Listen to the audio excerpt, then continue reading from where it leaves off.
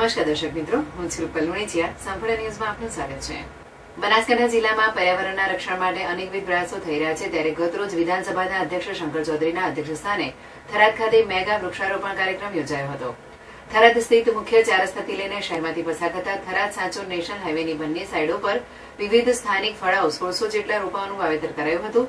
આ કાર્યક્રમમાં વિધાનસભાના અધ્યક્ષ શંકર ચૌધરીએ જણાવ્યું હતું કે થરાદ વિસ્તારના નાગરિકોએ સંકલ્પ કર્યો કે થરાદ વિસ્તારમાં ફળાઓ રોપાઓનું વાવેતર કરીએ, આઇકોનિક રોડની શોભા વધે તથા વિસ્તારમાં ફળાઓ વૃક્ષોમાં વધારો થાય તે હેતુસર ગતરોજ વૃક્ષારોપણ કરાયું હતું.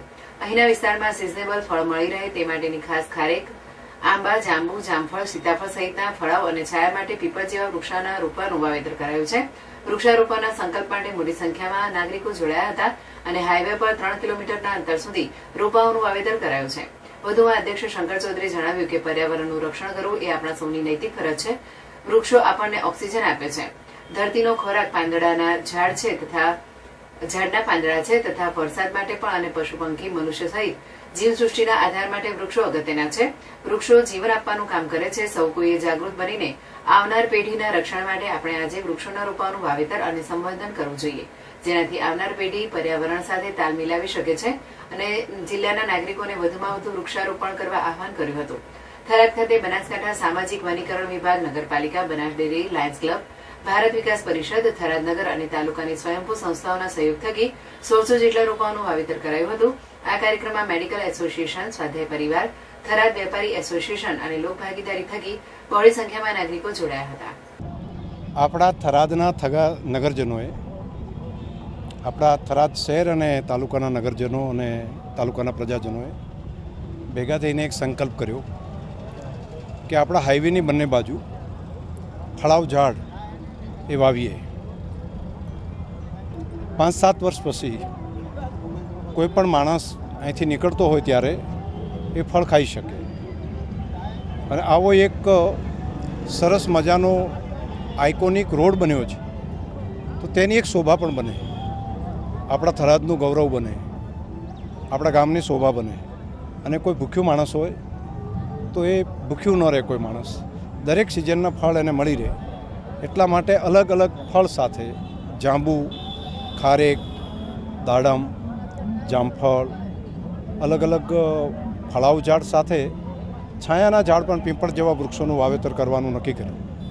અને હું આભારી છું તમામ પ્રજાજનોનો, અનેક સંસ્થાઓનો કે તેમણે સૌએ સાથે મળીને, અમારા સૌ આગેવાનોનો કે બધાએ ભેગા થઈને આ સંકલ્પ કર્યો. અને સંકલ્પની અંદર અત્યારે હજારોની સંખ્યામાં પ્રજાજનો જોડાયા છે.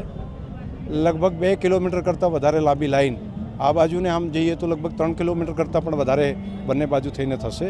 એ આખા રસ્તા ઉપર પ્રજાજનો સરકારી તંત્રની સાથે મળીને આ કામને આગળ વધારી રહ્યા છે. સાહેબ, પર્યાવરણ બાબતે લોકોને શું સંદેશ આપો? આપણે બધાનું કર્તવ્ય છે. પર્યાવરણનું રક્ષણ કરવું એ તમારી ને મારી બધાની ફરજ છે. આપણે હવામાંથી ઓક્સિજન લઈએ છીએ, પ્રાણવાયુ લઈએ છીએ, એ વૃક્ષો આપે છે. વૃક્ષના પાંદડા થકી થાય છે. આપણાને જે ખોરાક મળે છે ધરતીમાંથી, તો ધરતીનો ખોરાક ઝાડના પાંદડા છે. તો ધરતી માતાનો ખોરાક પણ ઝાડના પાંદડા હોય. ડાયરેક્ટ રીતે પણ આપણને ઓક્સિજન મળતો હોય, ફળ પણ મળે. પંખી, મનુષ્ય, પ્રાણી બધા માટે જીવનનો આધાર એ વૃક્ષો છે. વધુ વરસાદ લાવવા માટે પણ વૃક્ષ જરૂરી છે. તો આપણે સદેહ જ આ કામને કરવું પડે. આપણે જાણકારી હોય છે પરંતુ જાગૃત નથી હોતા. આપણે જાગૃત પણ થવું પડે, માત્ર જાણકારી નહીં. જાણકારી છે તો જાગૃત થઈને આવતી પેઢી, આપણી નવી પેઢી છે, તેને પણ પ્રાણવાયુ જોશે, તેને પણ જીવન જોશે. તો જીવન આપવાનું કામ વૃક્ષો કરે છે. તો વૃક્ષ બચાવવાનું કામ, વૃક્ષ વાવવાનું કામ, વૃક્ષના સંવર્ધનનું કામ આપણે કરવું પડે. આની અંદર જ આપણે પરમાત્માનું સ્વરૂપ જોઈએ. છોડની અંદર જ આપણે રણછોડ જોઈએ અને આ ઝાડની અંદર આપણે નારાયણનો અવતાર જોઈએ. શ્રાવણ મહિનો છે, ભોલાનાથને સાચી આરાધના કરી પણ આ વૃક્ષો થકી જ કહેવાય. સાહેબ, બનાસ ડેરી દ્વારા લાખો વૃક્ષો અત્યારે ડેરીએ પહોંચાડવામાં આવ્યા છે. લોકો એ વૃક્ષ લઈ જાય છે પરંતુ ઘરે જઈને મૂકી દે, એવા લોકોને શું સંદેશ આપશો? મારી પ્રાર્થના છે, છેલ્લા 10 વર્ષથી જે અભિયાન કર્યું અને જે ફળાઉ ઝાડ લઈ ગયા અને વાવ્યા છે, તો આજે આંબા આપણા જિલ્લાની અંદર પહેલાં કેરીઓ નહોતી થતી, અત્યારે કેરીઓ થઈ ગઈ. અત્યારે જાંબુ પણ થઈ ગયા છે. અત્યારે ચંદનના ઝાડ પણ થઈ ગયા છે. જામફળ પણ થાય છે. હવે તો દ્રાક્ષ પણ લોકો વાવવા માંડ્યા છે. દાડમ પણ આપણે ત્યાં થાય છે. તો આ જે અહીંથી આપે છે 100% વાવેતર થવું જોઈએ અને 100% એનું વાવેતર થાય, 100% એને પોષણ થાય, બાળકની જેમ ઝાડને છોડને ઉછેરીએ તો આવનારી પેઢી એના ફળ ખાઈ શકશે.